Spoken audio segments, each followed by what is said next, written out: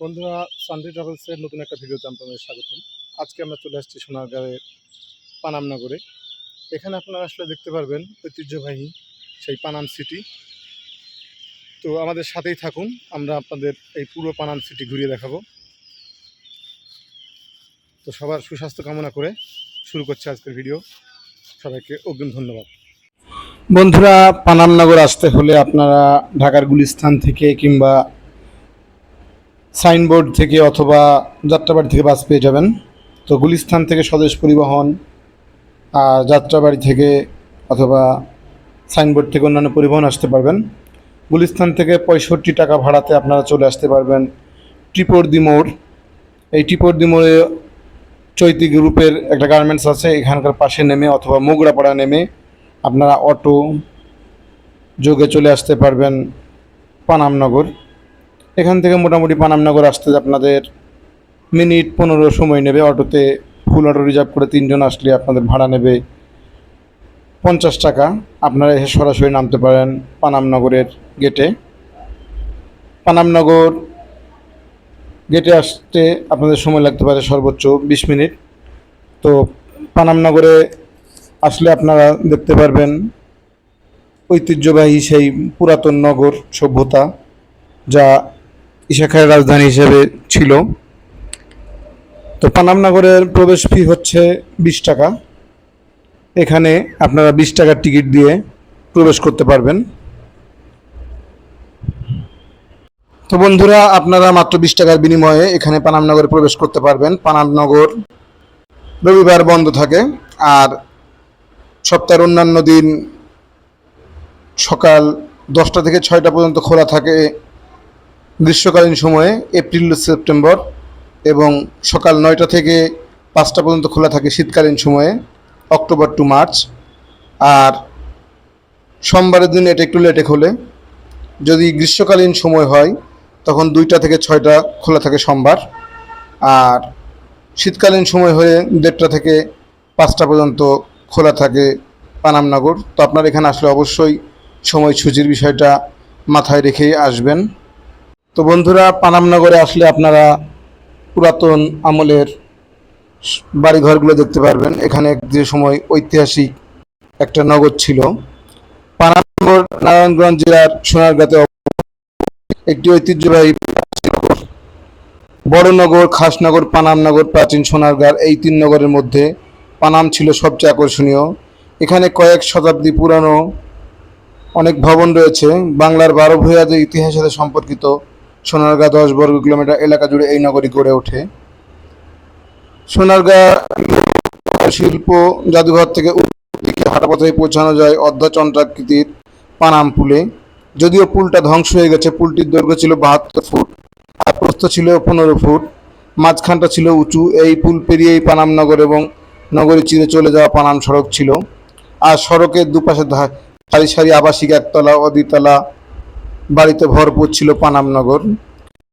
নগরের ইতিহাস দেখলে যা বোঝা যায়, 15 শতকে ঈশা খাঁ বাংলার প্রথম রাজধানী স্থাপন করেছিল সোনারগাঁয়ে। পূর্বে মেঘনা আর পশ্চিমে শীতলক্ষ্যা নদীপথ। বিলেত থেকে আসতো বিলাতি থান কাপড়, দেশ থেকে যেত মসলিন। শীতলক্ষ্যা আর মেঘনার ঘাটে প্রতিদিনই ভিড়ত পালতোলা নৌকা। প্রায় এ সময় ইস্ট ইন্ডিয়া কোম্পানির বাণিজ্যিক কার্যক্রম ও চিরস্থায়ী বন্দোবস্তের ফলে ইউরোপীয় অনুপ্রেরণায় নতুন উপনিবেশিক স্থাপত্য গড়ে ওঠে পানাম নগরী। পরবর্তীকালে এই পোশাক বাণিজ্যের স্থান দখল করে নেয় নীল বাণিজ্য। ইংরেজরা এখানে বসেছিলেন নীলের বাণিজ্য কেন্দ্র। ডব্লিউ হান্টারের অভিমত হলো, সুলতানি আমলে পানাম ছিল সোনারগাঁয়ের রাজধানী, কিন্তু পানামে সুলতানি আমলে তেমন কোনো স্থাপত্য নজরে পড়ে না। তাই এই দাবিটি সত্যতা সঠিক বলে প্রমাণিত নয়। এক্ষেত্রে জেমস টেলর বলেছেন, সোনারগাঁওয়ের প্রাচীন নগরী ছিল পানাম। এই তত্ত্বের সাথে বাস্তবের কোনো বিরোধ নেই। শহরটিতে উপনিবেশিক ধাঁচের দোতলা ও একতলা বাড়ি রয়েছে প্রচুর, যার বেশিরভাগ বাড়ি 19 শতাব্দীর। মূলত পানাম ছিল বাংলার সে সময়কার ধনী ব্যবসায়ীদের বসতক্ষেত্র। ব্যবসায়ীদের ব্যবসা ছিল ঢাকা কলকাতা জুড়ে, তারাই গড়ে তোলেন এই নগর। 1611 খ্রিস্টাব্দে মুঘলদের সোনারগাঁও অধিকারের পর সড়ক ও সেতু নির্মাণের ফলে রাজধানী শহরের সাথে পানাম এলাকার সরাসরি যোগাযোগ স্থাপিত হয়। পানাম পুল বিলুপ্ত হয়ে যায়। দুলালপুর ও পানামনগর সেতুর অবস্থান ও 3 দিকের খাল বেষ্টনী থেকে বোঝা যায় পানাম সোনারগাঁও একটি উপশহর ছিল। বাংলার স্বাধীন রাজা ঈশা খাঁ পদচারণা ছিল এই নগরীতে। সুলতানি আমলে এখানে বিকশিত ছিল বাংলার সংস্কৃতি। তো বন্ধুরা, এখানে আসলে আপনারা প্রাচীন যুগের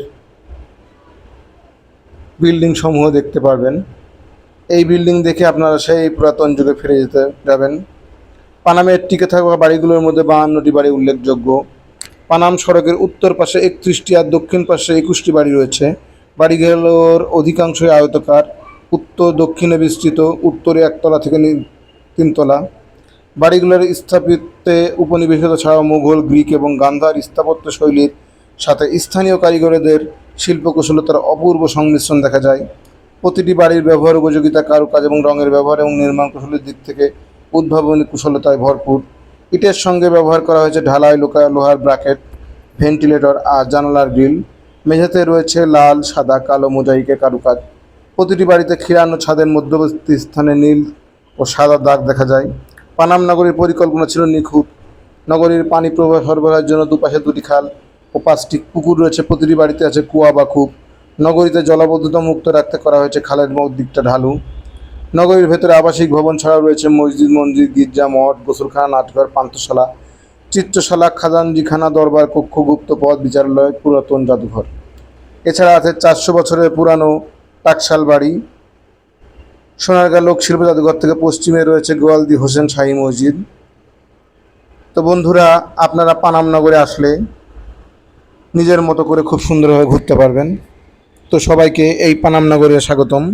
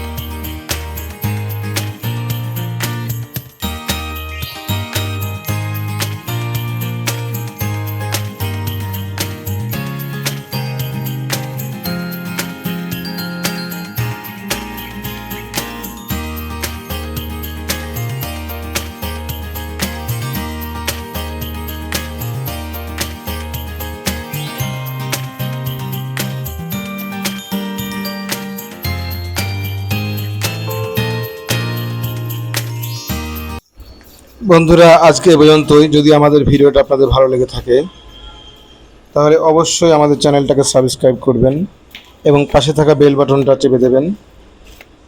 আপনাদের সবার সুন্দর সুস্বাস্থ্য কামনা করে ভিডিও আজকের মতো শেষ করলাম। সবাইকে ধন্যবাদ। দেখা হবে অন্য কোনো ভিডিওতে আবার।